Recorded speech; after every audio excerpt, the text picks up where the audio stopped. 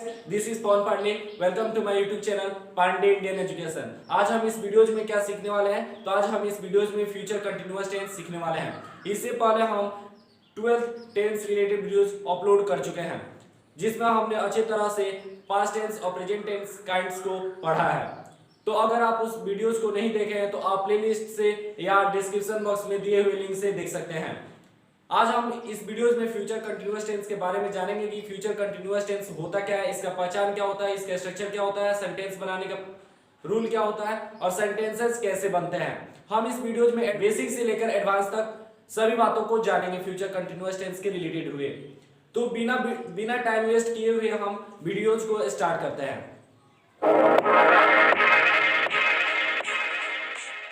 Future tense क्या होता है, तो फ्यूचर टेंस के बारे में बताए थे हम a work which hasn't happened it, मतलब कि एक ऐसा काम जो अब तक नहीं हुआ है उसको हम लोग फ्यूचर टेंस कहते हैं। ठीक है, तो future continuous tense happened it, और कंटिन्यूअस टेंस का मतलब होता है कंटिन्यू, यानी कि लगातार, यानी प्रोग्रेस।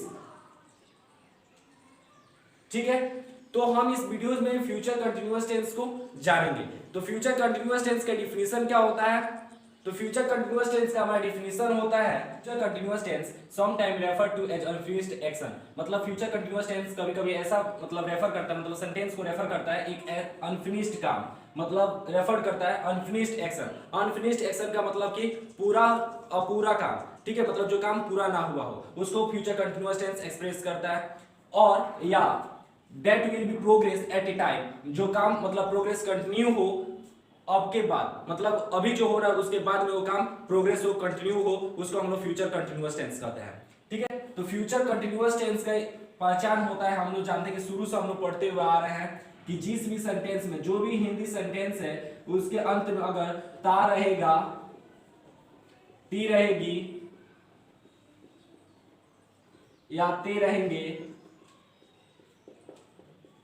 तो हमारा फ्यूचर कंटिन्यूअस टेंस होगा।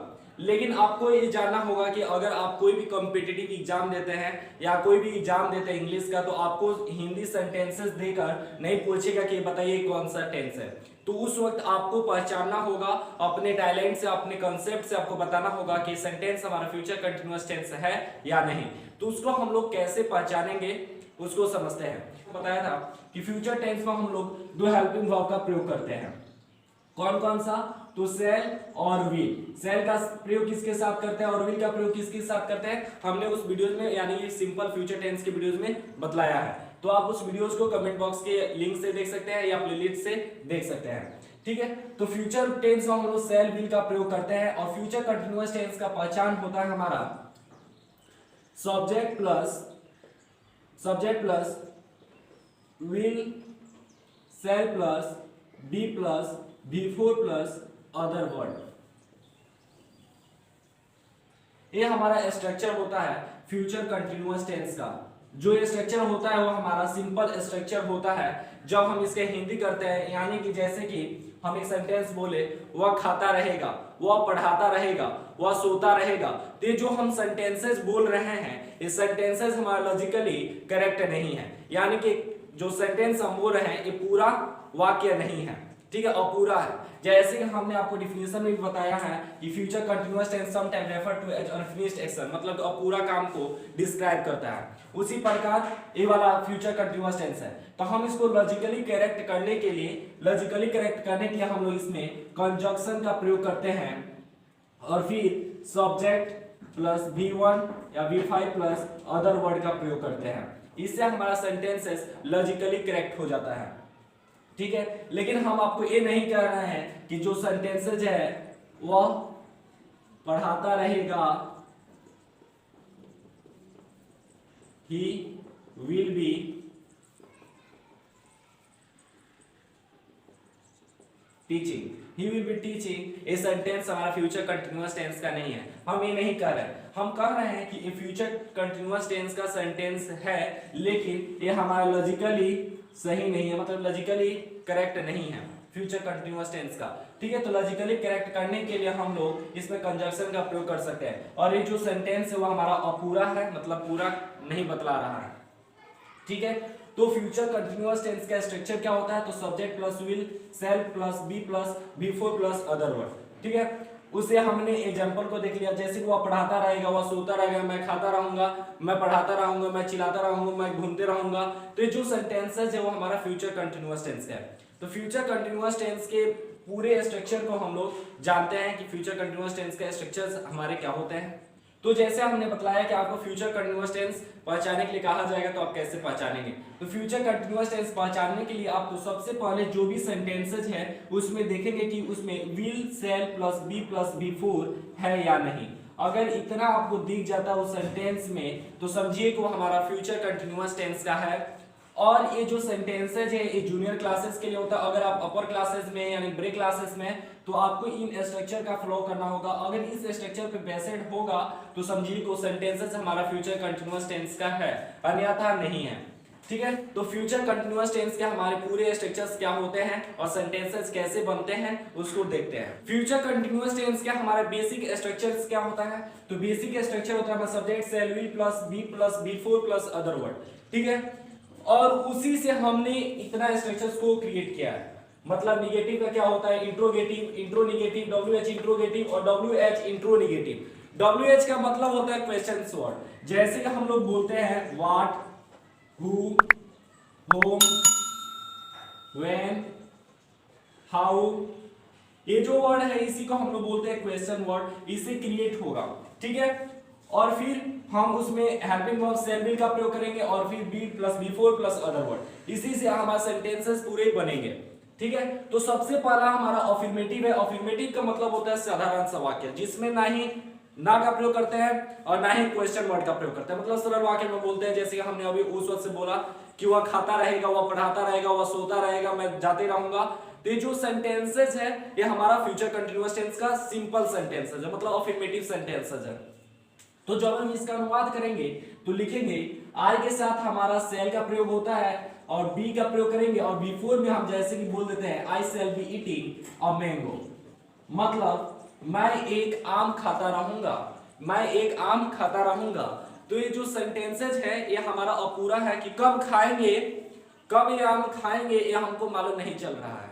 ठीक है, और वही हम जब इसमें कंजक्शन का प्रयोग कर देते हैं, मतलब conjunction plus subject plus V1 या V5 प्लस अदर वर्ड, तो ये हमारा सेंटेंसेस पूरा का पूरा अर्थ निकलता है। ठीक है, दूसरा स्ट्रक्चर होता है हमारा निगेटिव। निगेटिव का मतलब होता है नकारात्मक, जैसे कि मैंने बोला मैं खाऊंगा, मैं पढ़ाऊंगा, तो इसी को बोले मैं नहीं खाऊं, मैं नहीं खाता रहूंगा, मैं नहीं पढ़ाता रहूंगा, मैं नहीं जाता रहूंगा, तुम नहीं जाते रहोगे, तुम नहीं खाते रहोगे। तो ये जो सेंटेंसेस है ये हमारा निगेटिव फ्यूचर कंटिन्यूअस टेंस है।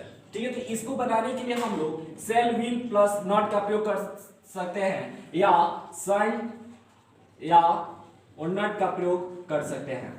ठीक है, तो इन दोनों को शैल नॉट का सन कहते हैं और विल नॉट का ऑन कहते हैं। ठीक है, तो इनका भी आप प्रयोग कर सकते हैं। जैसे कि आप देखेंगे कि हम यहाँ पे सन और नॉट का प्रयोग किए हुए हैं, तो आपको जो सुइटेबल लगे, जो अच्छा लगे उसको प्रयोग कर सकते हैं। लेकिन अभी मॉडर्न एरा में जो शॉर्ट फॉर्म में हम लोग बोल रहे हैं वो बोलने में अच्छा भी लग रहा है और सुनने में भास्ट लग रहा है, मतलब कि एकदम खतरी सेंटेंसेस लग रहा है। मतलब जो भी बोलते हैं तो नोटिस, कोई भी आदमी नोटिस कर देता है कि क्या बोला, सोच में पड़ जाता है। ठीक है, तो इसलिए आप भी इन्हीं का प्रयोग कीजिएगा, शैल नॉट विल नॉट का प्रयोग नहीं कीजिएगा। ठीक है, तो जैसे कि सब्जेक्ट शैल विल दिया है तो हम इस सेंटेंसेस को लिख सकते हैं ही would not be going to Delhi, वह दिल्ली नहीं जाता रहेगा। ये सेंटेंसेस हो गया। फिर हम एक इंट्रोगेटिव से बोलते हैं क्या, ठीक है, तो फ्यूचर इंट्रोगेटिव सेंटेंसेस में हम लोग सवाल पूछते हैं, क्या तुम खाते रहोगे, क्या तुम पढ़ाते रहोगे, क्या तुम जाते रहोगे, क्या तुम उसको मारते रहोगे। ऐसे वाक्य आप अवश्य सुने होंगे या बोलते होंगे, तो इसको इंग्लिश में कैसे बोलेंगे उसको समझते हैं। तो सबसे पहले लिखेंगे क्या तुम, तो क्या तुम के साथ हमारा विल का प्रयोग होता है तो विल लिखेंगे, फिर यू लिखेंगे, फिर हम बी लगाएंगे। अब स्कोल्डिंग, वॉकिंग, बीटिंग जो भी लगाना है वो लिख सकते हैं। Will you